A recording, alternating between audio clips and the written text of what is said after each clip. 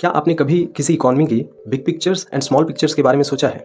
Micro economics किसी भी economy के स्मॉल पिक्चर्स और इंडिविजुअल पिक्चर्स को दर्शाती है और मैक्रो इकोनॉमिक्स एक इकॉनमी एज अ होल या फिर एक इकॉनमी के बड़ी पिक्चर्स को दर्शाती है। माइक्रो इकोनॉमिक्स में हमें यह स्टडी करना होता है कि कैसे कोई बिजनेसेस, इंडिविजुअल्स, फर्म्स, फैमिलीज, ये तमाम लोग डिसीजंस लेते हैं। ये सारे लोग चूज़ करते हैं। अब क्या ये डिसीजंस लेंगे, क्या ये चूज़ करेंगे? सभी की अपनी वांट्स अनलिमिटेड होती हैं, बट उन वांट्स को पूरा करने के लिए उनके पास जो रिसोर्सेज हैं वो लिमिटेड होते हैं। तो उन लिमिटेड रिसोर्सेज से उनको क्या करना होता है? अपने उन अनलिमिटेड वांट्स को पूरा करना होता है, जिसके कारण से वे लोग उन वांट्स को चूज़ करते हैं जो उन्हें मैक्सिमम सेटिस्फैक्शन दे।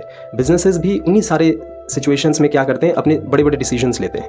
तो ये तमाम जो भी चीज़ें हैं वो माइक्रो इकोनॉमिक्स में रेंज में आती है और इन्हीं छोटी छोटी चीज़ों से कनेक्ट होकर के हमारा मैक्रो इकोनॉमिक्स बनता है। यानी कि छोटे छोटे माइक्रो फैक्टर्स को कनेक्ट करके मैक्रो लेवल बनती है। जैसे कि अगर मान लो बिजनेसेस अच्छा कर रही हैं तो हम लोग बोल सकते हैं कि कंट्री की जीडीपी बढ़िया है। अगर मान लो चारों तरफ जो भी बिजनेसेस के कारण से प्राइस राइज होती है तो हम लोग बोल सकते हैं कि कंट्री लेवल पे इन्फ्लेशन बढ़ रहा है। यानी कि इन छोटे छोटे फैक्टर्स को कनेक्ट करके जब हम लोग एक बड़ी पिक्चर बनाते हैं, बड़े लेवल पे किसी भी इकॉनमी को देखते हैं या फिर किसी भी कंट्री को देखते हैं, तो वो मैक्रो इकोनॉमिक्स कहलाता है। Macro economics is that part of N economy और दैट पार्ट ऑफ इकोनॉमिक्स या फिर दैट ब्रांच ऑफ इकोनॉमिक्स।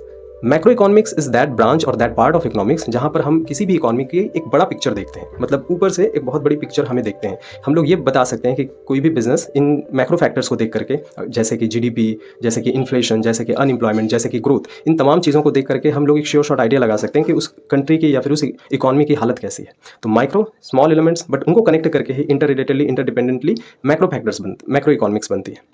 क्या आपको कोई और मैक्रो इकोनॉमिक की एग्जांपल याद आ रही है? अगर आ रही है तो नीचे कमेंट बॉक्स में ज़रूर बताएं।